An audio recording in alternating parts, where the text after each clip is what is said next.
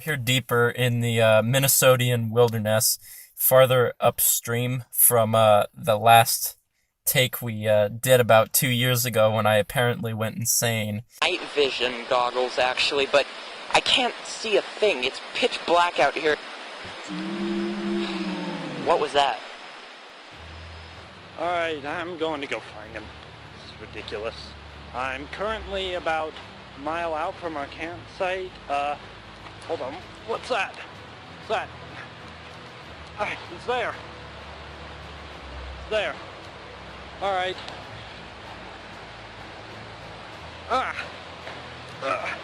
Hey. Hey.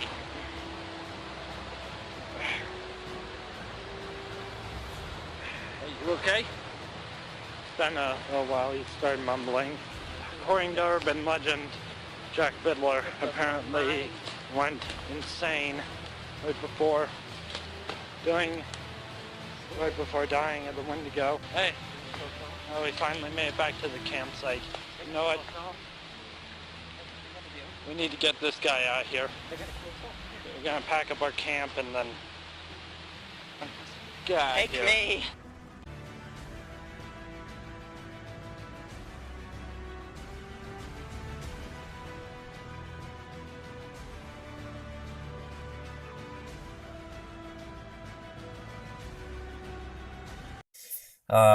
I still don't know what people are talking about that. Ryan told me not to come up here, but I'm here anyway, and I'm here actually with Dr. Edward Powell right here, and he's actually an expert in the Wendigo field, aren't you? I am, yes, that's correct. He has actually had an encounter with a few, you claim? I did. Back about 10 years ago, I was deep in the Yukon, out in Alaska. I was by myself. I'd been on about a week trip out there. And one night, about 11 p.m., I was getting ready for bed in my tent, and I heard this kind of rustling outside my tent. And I know there's bears up there, obviously, so that's obviously something you have to watch out for. But it didn't really sound quite like a bear. Some of the noises I heard, kind of a little like a little skittering, kind of, and that's a classic Wendigo thing. There's a little classic. Yeah, and I unzipped my tent, peered out. And I saw the Wendigo. I saw 3 of them. 3 of them. Looked like a dad, a mom, and a child. Now, and usually that's pretty abnormal for Wendigo. Usually they're solo beasts, but... Indeed. In our current research over the past 2 years, we've noted that the Wendigo is not indeed exclusive to the Minnesotan wilderness. It is just more prominent there to be found. There's more sightings. Correct. It doesn't mean that it's only there. Spirit of the Wendigo can travel all across any sort of wild wilderness area.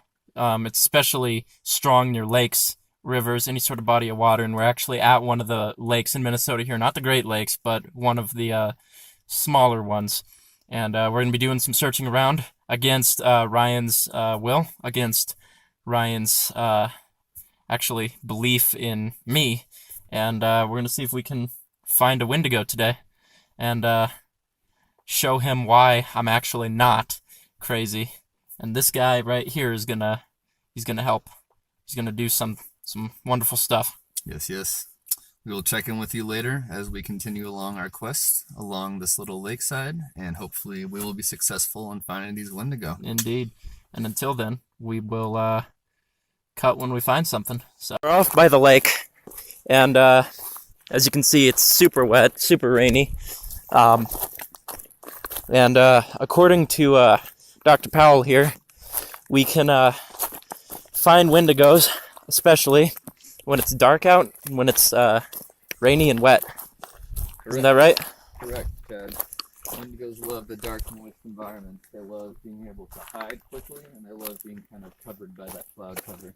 A lot of animals aren't very likely to come out during that time, so they can kind of move around in silence as they wish. Right.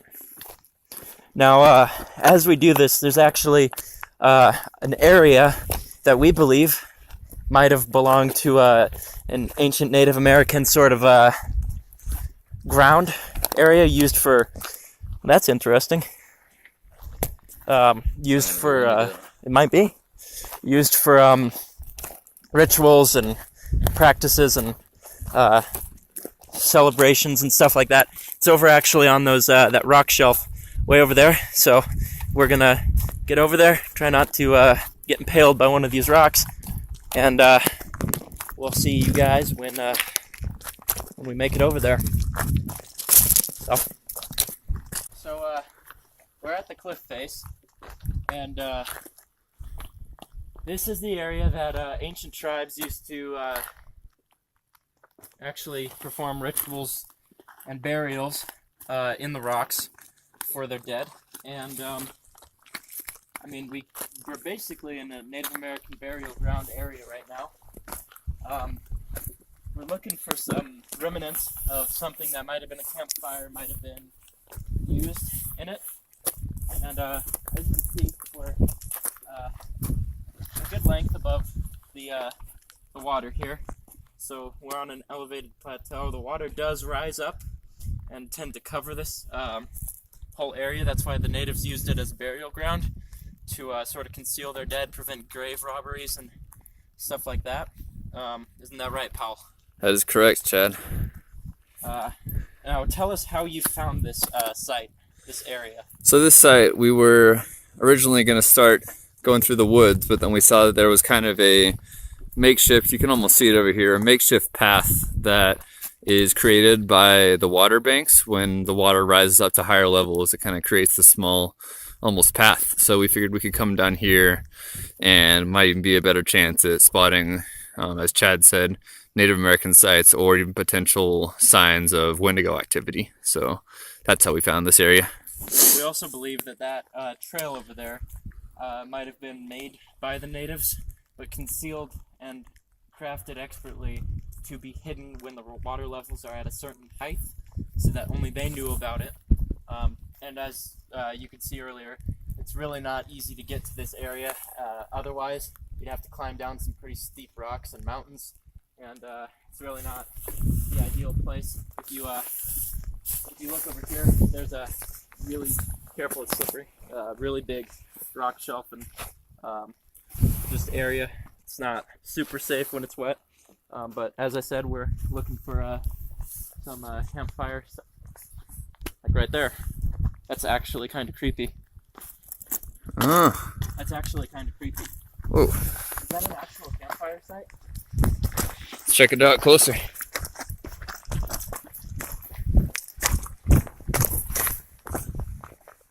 Whoa.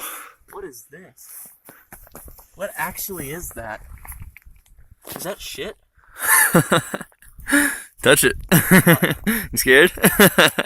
It's a rock. With your finger? It's a rock.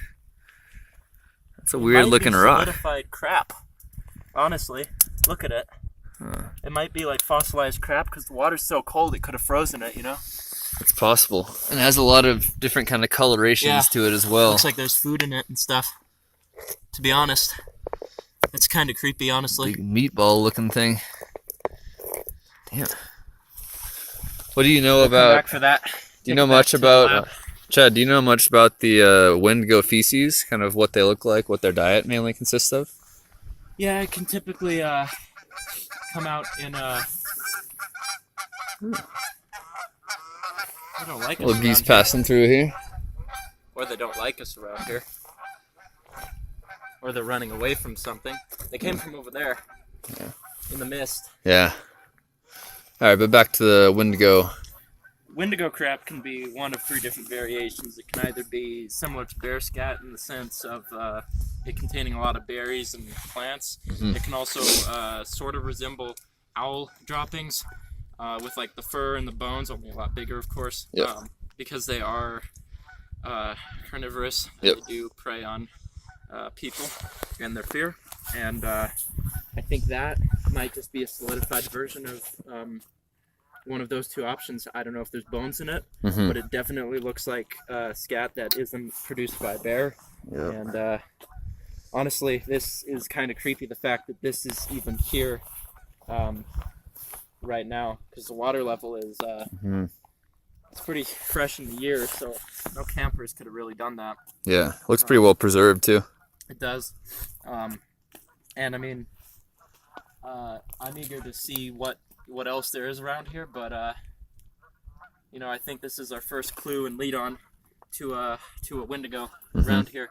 And if that's the case, then Ryan may have just been wrong all the time. I'm not crazy. Yeah. I'm just smart. Smart and a little bit crazy too. And Doctor, I hired you for a specific reason on this.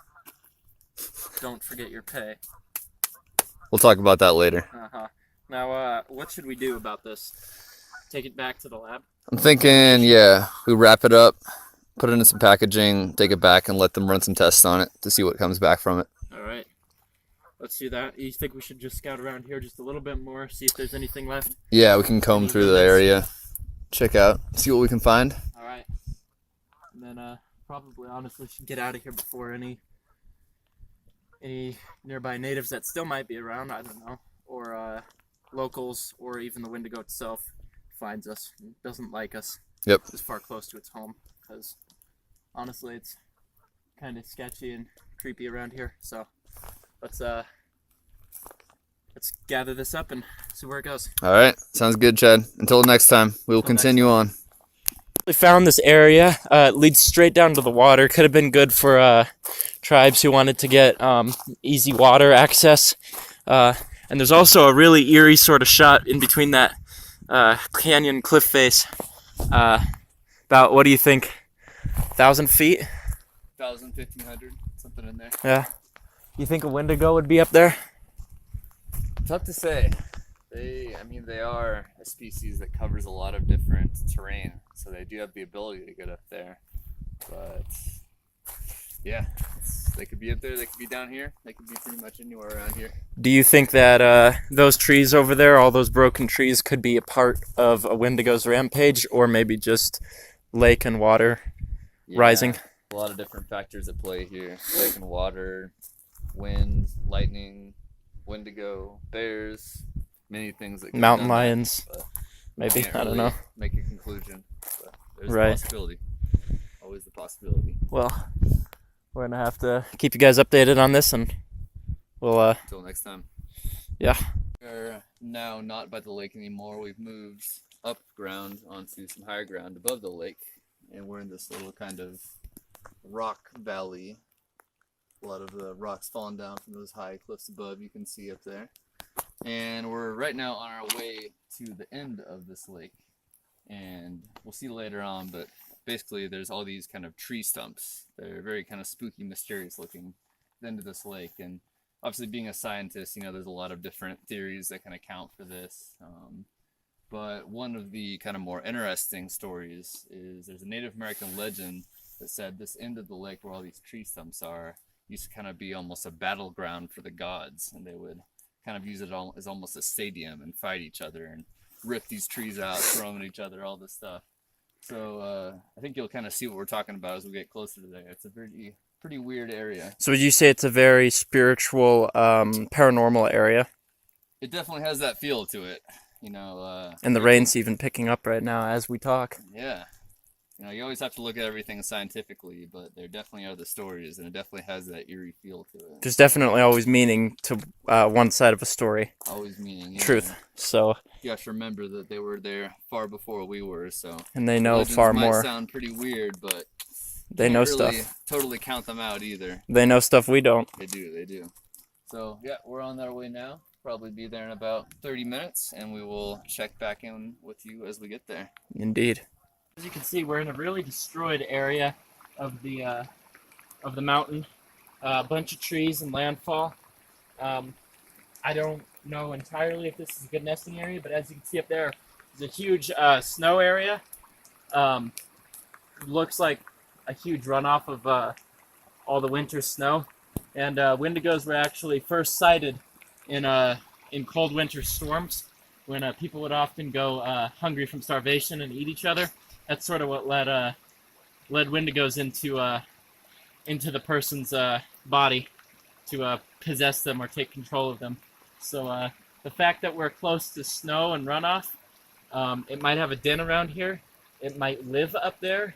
There's a lot of mist and hiding areas up there. And there's also a creek and stream around here, perfect for it to get water if it needs to without exposing itself to the lake down there. So we're going to keep you updated. We're almost to the tree stump battleground area, and we're going to go from there. So if you look over there, we are actually in the grave war zone, and basically we had to hike through really thick wilderness through pouring rain, as you can see. It's still raining out, and basically each one of these stumps symbolizes a fallen warrior in the battle. The natives chopped down these trees to basically symbolize and make graves and stuff. There were so many that there was just too many dead to bury, so some of these stumps could even represent multiple people. Things were uprooted, upturned, whether it be by the lake or by the people themselves. It was a big battle, and this is supposed to be a very strong spiritual and paranormal spot, especially at night. But we're here about 6 o'clock in the afternoon, and yeah, no sign of the Wendigo quite yet. We're gonna work our way over there towards some of the bigger stumps, see if we can find anything, see if we can locate anything by the water, and hopefully Dr. Powell here will have something to tell us about what's going on and what's around these parts. So, because these parts are pretty unknown to me. So we'll get back to you. So we're here with some shit, or crap. There's a lot of it. Dr. Powell, So, you make anything? yeah, we can see here we got this kind of, it looks pretty old, so it's hard to tell. There are bears in this area too, and it's a pretty good sized specimen of feces right there, as you can see. So it could be bear poop, but at the same time, I don't know, you can notice kind of the little cracks in it and stuff. It's clearly comprised of a lot of different matter, whether it's plants or maybe some even pieces of meat in there. I'm personally not gonna get in there because I don't want to expose my hands to whatever kind of viruses are in there. Yeah. But it could be Wendigo poop too. We Indeed. might have to collect this and take it back, but just wanted to show you guys the specimen right here. It's more of a fresh specimen as opposed to that fossilized It's a little sample, more fresh, almost. but I'd say looking at it, probably at least a month old, maybe, based on my experience. So it has been around here, if that is a Been Wendigo. around here for a little while, for sure. But we'll keep our eyes out for more, and we'll get back to you in a sec if we see All some right. more evidence. All right. Guys, so we're here in the Stump Graveyard Battleground area, and we're just came across this like sort of den area. It almost looks like a nest of some sort, a home or something. It's oddly enough surrounded by like, I reckon like 3 or 4 stumps, big stumps, just all stacked onto one. And so I'm gonna have a little look in here, see if there's anything to be found.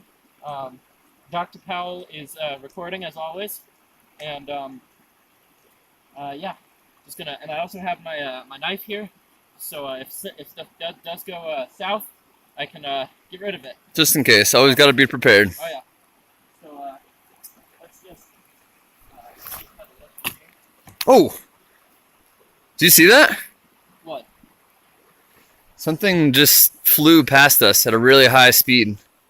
Hit the side of the nest right there. Probably just a bird. Hmm. Oh! Shit! What was that? I don't know, I didn't hear it, I didn't see it. The forest over there? If it did, because it couldn't have been a branch that fell. We're way too far away from the forest, but We need to get out of here now. alright, let's go. We need to get out of here now. Come on. Go. What the hell was that?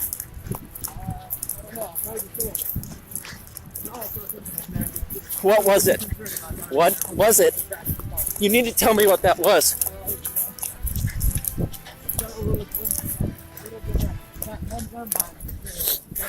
This is an Indian burial ground, pal.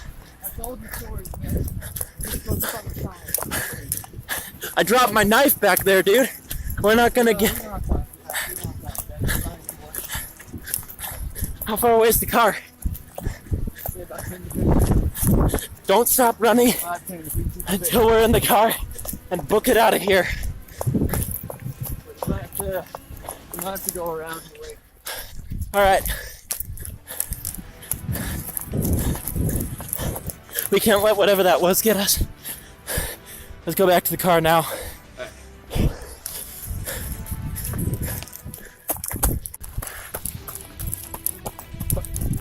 Get in the car.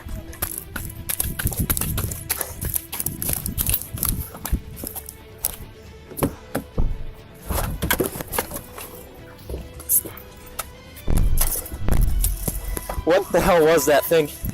I don't know, man. What was that thing? You're the doctor, you know? We gotta go, man. We'll talk about this later. Tell me what that thing was. Clay? Edward? Just let me focus on driving right now, man. I can't. Let me focus on the road. We don't know what else is out there. We need to get back to town. We need to get back to town. Report whatever you saw. You need to explain. And you have a lot to do when I get back. I'll explain later.